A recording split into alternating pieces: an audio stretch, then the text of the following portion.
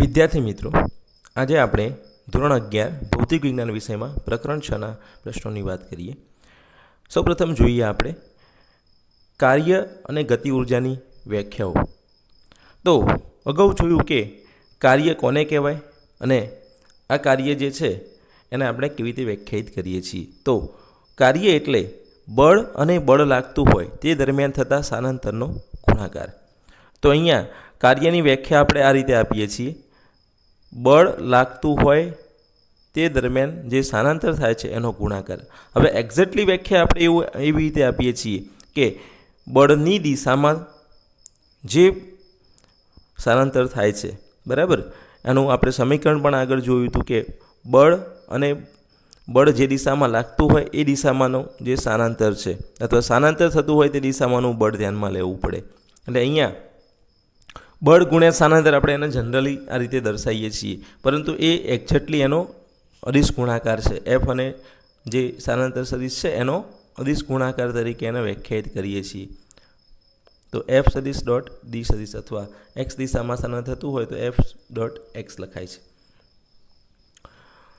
જો બળ અને સ્થાનાંતર એક જ દિશામાં હોય તો કાર્ય ધન બને છે, વિરુદ્ધ દિશામાં હોય તો કાર્ય ઋણ બને છે, અને આ જે છે લંબરૂપે હોય તો કોઈ કાર્ય થતું નથી. સ્થાનાંતર અને બળ એકબીજાને લંબ હોય તો કોઈ કાર્ય થશે નહીં. આ બાબતોની ચર્ચા આગળ આવી ગયેલી છે. હવે ગતિ ઉર્જા કોને કહેવાય અને ગતિ ઉર્જાની અને કાર્યની એકબીજા સાથેની આપણે કહી શકીએ કે રિલેશનની વાત કરવા જઈ રહ્યા છીએ. તો ગતિ ઉર્જા એટલે કાર્ય કરવાની ક્ષમતા. પદાર્થની ગતિના કારણે તેમાં રહેલી કાર્ય કરવાની જે ક્ષમતા છે એને ગતિ ઉર્જા તરીકે ઓળખવામાં આવે છે. તો કાર્ય કરવાની ક્ષમતા એ ગતિ ઉર્જા છે. તો કાર્ય અને ગતિ ઉર્જાને કંઈક રિલેશન હોવું જોઈએ. તો આના સંદર્ભમાં તમને થોડીક ખબર પડશે કે કોઈ પદાર્થ વધારે ઝડપથી આવી રહ્યો હોય તો એની પાસે વધારે ઉર્જા હોય છે. માની લો કે કોઈ પદાર્થ છે કોઈ ઊંચા બિલ્ડિંગ ઉપરથી છોડી દેવામાં આવે છે, 10 માળની બિલ્ડિંગ ઉપરથી, અને તમે નીચે બેઠા છો, તો એ વસ્તુ તમે પકડવા જશો, ફેંકેલી વસ્તુ, તો તમારા હાથ ઉપર વધારે ઈજા થશે. અને એ જ વસ્તુને તમે બીજા માળથી ફેંકશો અને કેચ કરશો તો એના માટે તમારે ઓછી ઉર્જા તમને અનુભવાશે હાથ ઉપર. તો અહીંયા સમજવાનું એ છે કે ગતિ ઉર્જા એ ઝડપ સાથે સંકળાયેલી છે, કારણ કે ઉપરના માળથી ફેંકશું તો વધારે ઝડપ સાથે પદાર્થ હાથમાં આવશે, બીજા માળથી ફેંકશું તો ઓછી ઝડપ હશે એની. એટલે ગતિ ઉર્જા એ કોના સાથે સંકળાયેલી છે? ઝડપ સાથે સંકળાયેલી છે. અને જેટલી વધારે ઝડપ એટલી ગતિ ઉર્જા વધારે હશે. તો આની ઉપરથી આપણે ગતિ ઉર્જાની વ્યાખ્યા આપવા જઈ રહ્યા છીએ. તો પદાર્થના દળ અને તેના વેગના વર્ગના ગુણાકારના અડધા મૂલ્યને ગતિ ઉર્જા કહે છે.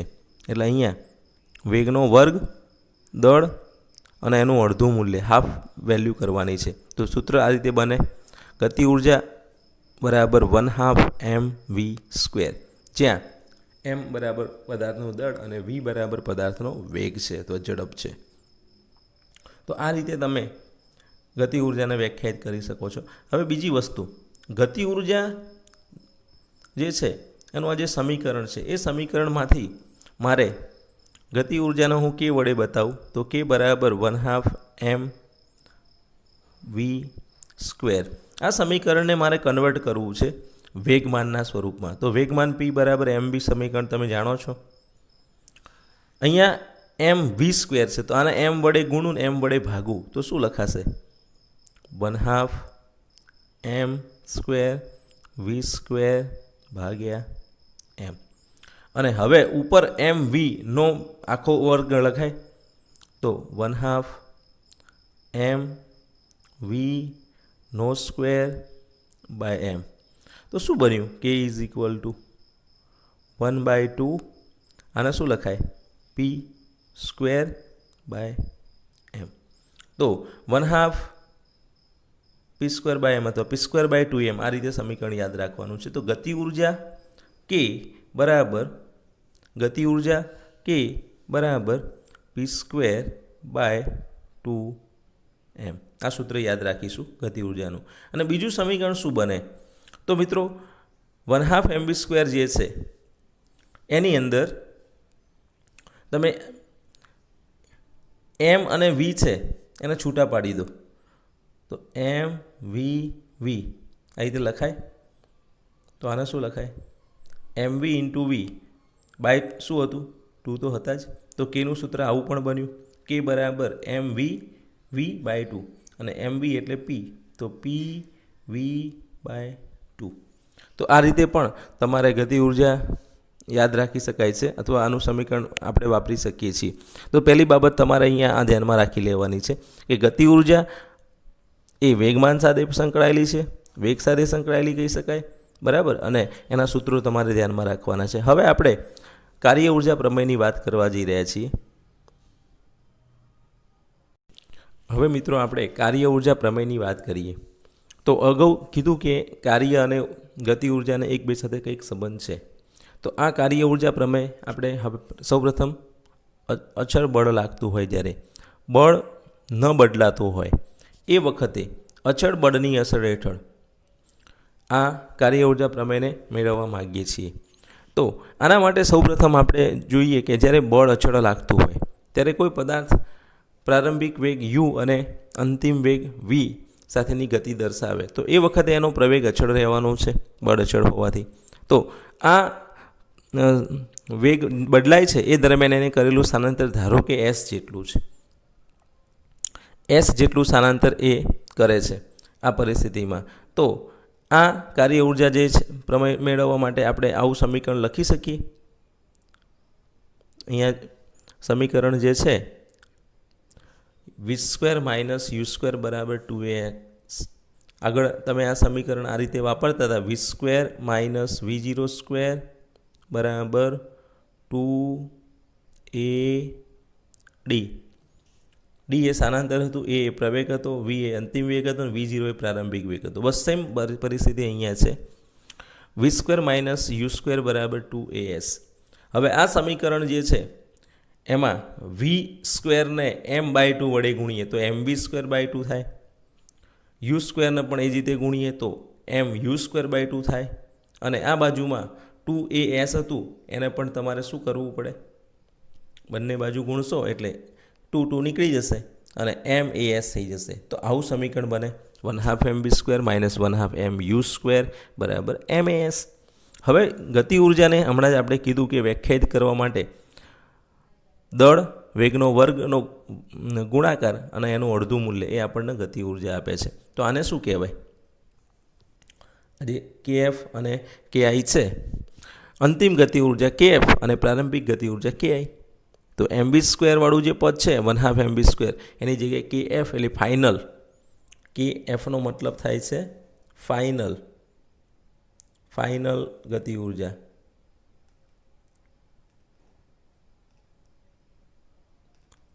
અને કે ઇનિશિયલ, આ શેના માટે છે, ઇનિશિયલ ગતિ ઉર્જાની વાત છે, એટલે પ્રારંભિક. તો kf - ki બરાબર mas, અને masમાં ma એટલે fs. હવે આટલું જે સમીકરણ બનેલું છે એ સમીકરણ આપણને ડાબી બાજુ ગતિ ઉર્જાનો ફેરફાર આપે છે અને જમણી બાજુ એ બળ અને સ્થાનાંતરનો ગુણાકાર આપે છે. તો આને આપણે જનરલ લખવું હોય તો ડેલ્ટા કે બરાબર w લખાય. આ w છે અને આ ડેલ્ટા કે છે.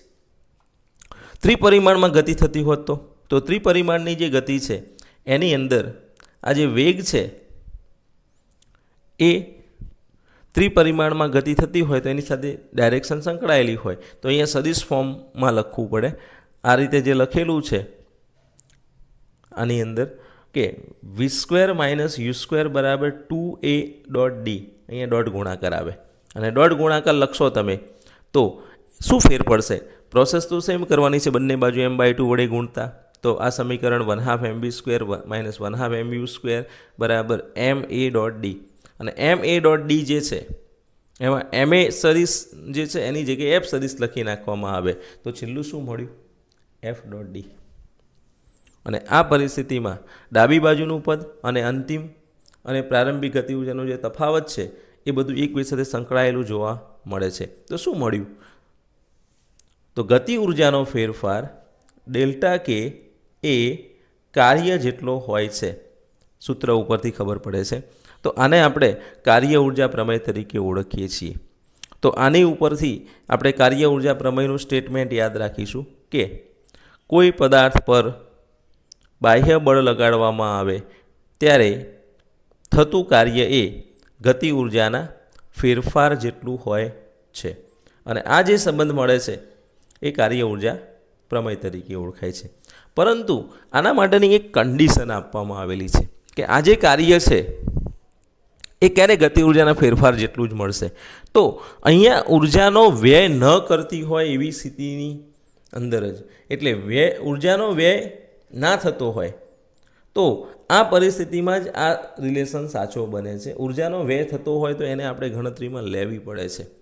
તે વખતે આ રિલેશનમાં થોડોક ફેરફાર કરવો પડે છે. એટલે ઉર્જાનો વ્યય કરતા બળોની ગેરહાજરીમાં પદાર્થ પર પરિણામી બાહ્ય બળ વડે થતું કાર્ય પદાર્થની ગતિ ઉર્જાના ફેરફાર જેટલું હોય છે. આખું સ્ટેટમેન્ટ કાર્ય ઉર્જા પ્રમેયનું આપણે આ રીતે યાદ રાખીશું. બરાબર. તો કાર્ય ઉર્જા પ્રમેય જે છે એ સંરક્ષી બળોની હાજરીમાં લેવામાં આવે ત્યારે ગતિ ઉર્જાનો ફેરફાર એ થયેલા કાર્ય જેટલો હોય છે. અને અસંરક્ષી બળો કે જેની અંદર ઘર્ષણ બળ કે એવું કંઈ લાગતું હોય તો આ પરિસ્થિતિમાં આપણે એને ધ્યાનમાં લેવા પડે છે. બરાબર. તો અહીંયા તમે એ બાબત પણ મગજમાં રાખજો કે ગતિ ઉર્જાનો ફેરફાર એ કાર્ય જેટલો થાય છે, પણ ક્યારે? તો કે સંરક્ષી બળો હોય ત્યારે. બરાબર. કોઈ અસંરક્ષી બળ લાગતું હોય તો એમાં ફેરફાર કરીને ગણતરી કરવી પડે છે. મિત્રો, હવે આપણે ચલ બળ વડે થતું જે કાર્ય છે એની પહેલાં ચર્ચા કરીએ અને પછી એના ઉપરથી ચલ બળ વડે થતા કાર્યની સમજ મેળવી એના માટેનો ગતિ ઉર્જાનો પ્રમેય મેળવીએ. એટલે કાર્ય જે છે એ ગતિ ઉર્જા સાથે કેવી રીતે સંકળાયેલું છે એ સાબિત કરીએ. તો સૌથી પહેલાં તો ચલ બળ એટલે જે બળ પદાર્થની ગતિના સ્થાન પર કે સમય પર બંને પર આધાર રાખે છે. સમજો કે અહીંયા કોઈ પદાર્થ છે, અહીંયા રહેલા પદાર્થની જે ગતિ થાય છે એ ગતિ થઈને પદાર્થ ધારો કે અહીંયા પહોંચે છે આ રીતે. તો આ સિચ્યુએશનમાં અહીંયા હતો ત્યારે લાગતું બળ ધારો કે F1 હતું, અહીંયા ગયા ત્યારે લાગતું બળ F2 છે અને હજી આગળ જઈએ છીએ ત્યારે લાગતું બળ બદલાય છે. તો આવા બળને ચલ બળ કહેવાય. કેવી રીતે?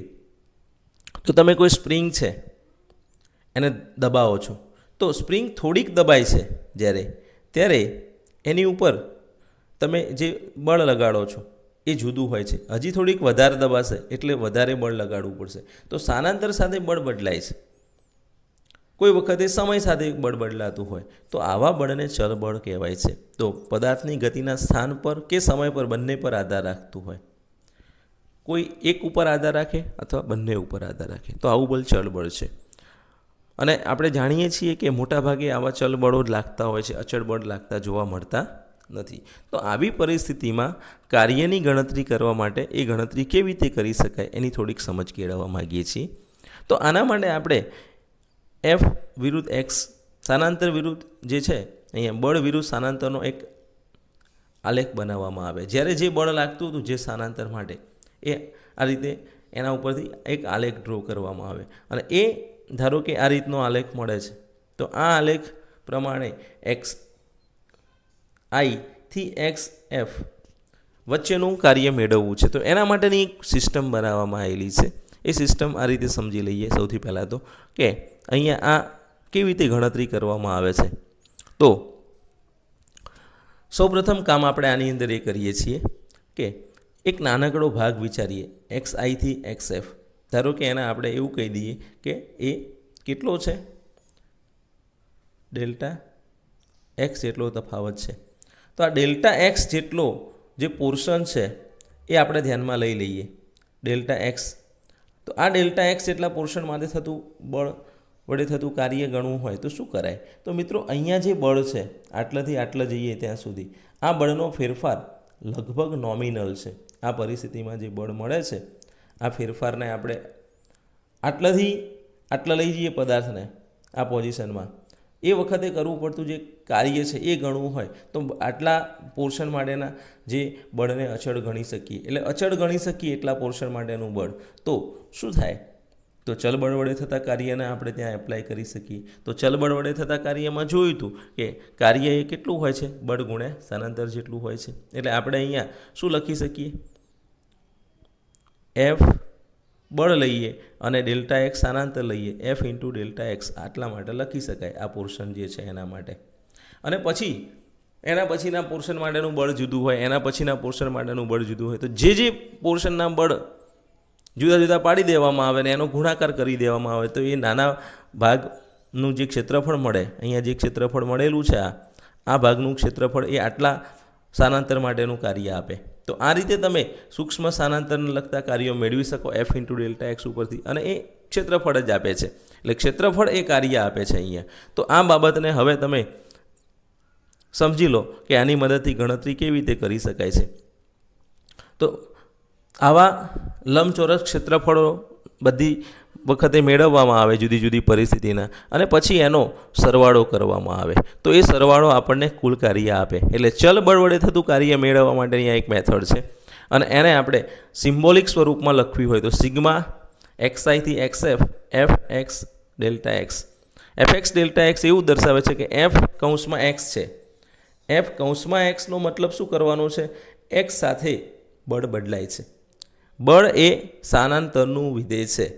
તો આ રીતે તમે આ સમીકરણને લખી શકો છો, અને પછી આ સમીકરણને જ્યારે સળંગ પરિસ્થિતિ હોય ત્યારે થતું કાર્ય મેળવવા માટે લિમિટમાં લઈ જવામાં આવે છે. તો limit delta t tends to 0 sigma એક્સઆઈથી x f f of x delta x, અને આ લિમિટવાળું જે પદ છે એ ભાગો સળંગ છે, એકબીજાની નજીક નજીક આવેલા છે. તો એવી પરિસ્થિતિમાં કાર્ય જે છે એ ઇન્ટ્રીગેશનના પદમાં લખી શકાય છે, સંકલન એક્સઆઈથી એક્સએફ એફ એક્સ ડીએક્સ. અને આ જે મળેલું છે એ આપણને અહીંયા કોના તરફ લઈ જાય છે? તો અગાઉ આપણે જે કાર્ય ઉર્જા પ્રમેય મેળવી લાયા હતા એના જેવી જ બાબત રજૂ થાય છે. તો અહીંયા આ કાર્ય ઉર્જા પ્રમેયને અહીંયા આની મદદથી આપણે ઉપયોગમાં લઈ કાર્ય ઉર્જા પ્રમેયને મેળવી શકીએ છીએ. એટલે અહીંયા કાર્ય W બરાબર integration એક્સઆઈથી x f f x dx, અને આ જે કાર્ય છે એ કુલ કાર્ય મળે છે. તો આ કુલ કાર્ય મેળવવા માટેનું ચલ બળના કિસ્સા માટેનું સૂત્ર છે. હવે આપણે ચલ બળના કિસ્સામાં કાર્ય ઉર્જા પ્રમેયને મેળવવા માગીએ છીએ.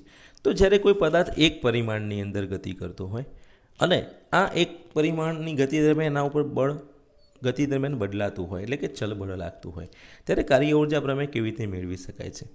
તો એક પરિમાણમાં એક્સ દિશામાં ગતિ કરતા પદાર્થનું એમ દળ હોય અને એની ઝડપ v હોય, તો એની ગતિ ઉર્જાને કઈ રીતે વ્યાખ્યાયિત કરી શકાય? તો k બરાબર 1/2 mv².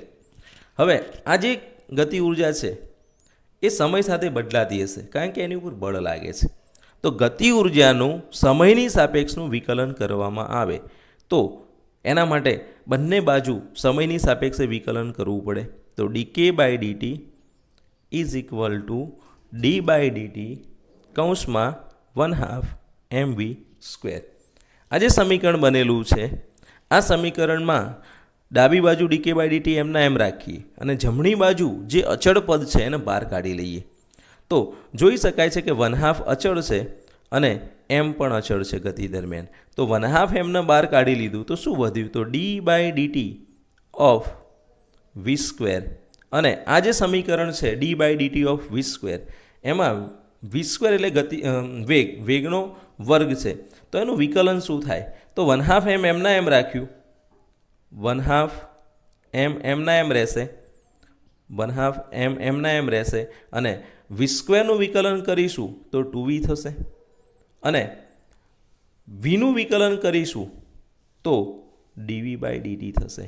એટલે અહીંયા આ સમજી લેવાની જરૂર છે કે 1/2 એમ અચળ હતું એટલે એમના એમ બહાર કાઢી લીધું, તો અહીંયા 1/2 એમના એમ કાઢી લીધું. અને તમે જ્યારે વિકલન કરો છો v²નું તો નિયમ પ્રમાણે v²નું વિકલન 2v થાય, અને એની સાથે વેગનું સમયની સાપેક્ષે વિકલન દર્શાવવું પડે, તો dv/dt. તો આ રીતે તમે આ ઇક્વેશન મેળવો છો.